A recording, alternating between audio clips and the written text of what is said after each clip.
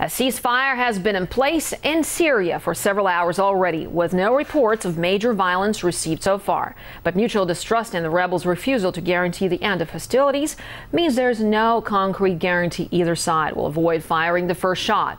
RT's Oksana Boyko is keeping us across developments in the capital, Damascus. The ceasefire came into effect at 6 a.m. local time, and so far it's been holding. Syrian Defense Ministry promised not to conduct any operations, any offensive against the armed military groups, while they did say that they reserve their right to retaliate in case their units are being attacked.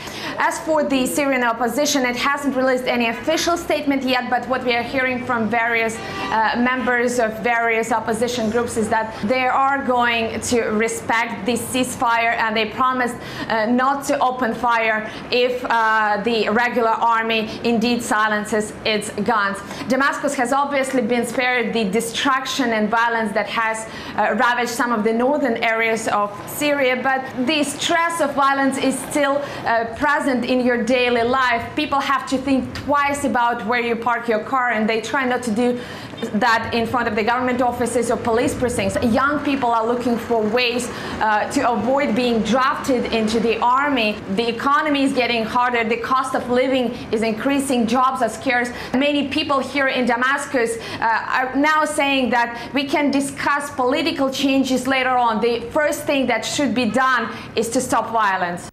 Our correspondent Oksana Boyko reporting from Damascus. Now, Russia's call for some foreign players to persuade the rebels to cease hostilities have apparently fallen on deaf ears. Foreign Minister Lavrov accused them of stirring up violence even further at a meeting with his G8 partners in Washington, D.C. RT's Ganesh Chikan explains.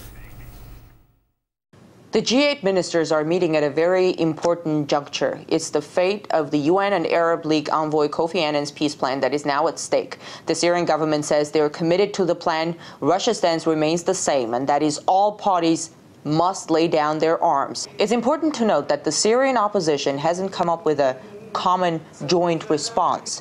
But for a ceasefire to work, all sides need to commit to it. President Assad said he will stick to the plan, but will reserve the right to respond to terror attacks. The Russian foreign minister said that in that situation, it's important to have monitors to verify what's the situation on the ground. We don't rule out provocations. That's why the presence of independent monitors on the ground is very important.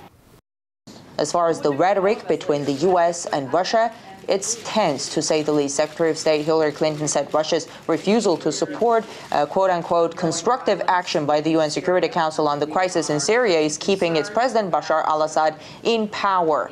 U.S. Ambassador to the United Nations, Susan Rice, went even further, saying Russia and China have, quote, blood on their hands for refusing to go along with an intervention in Syria.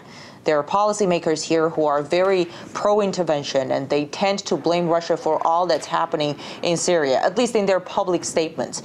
In the meantime, Moscow's pushing for a political solution with a dialogue between the opposition and the government, whereas the U.S. and the UK, for example, and the Arab League tend to prompt the Syrian opposition not to hold any talks with President Assad and to continue fighting, essentially, even as if they say they're also for a political solution. We're trying to influence the Syrian opposition. We held meetings with both the opposition inside the country and the exiled opposition.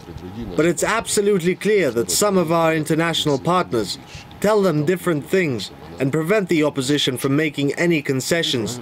This is wrong. Sergei Lavrov also warned Western and Arab nations against arming Syrian rebels, saying, quote, even if the Syrian opposition is armed to the teeth, it will not be able to defeat the Syrian army, and the bloodshed will go on for years, end of quote.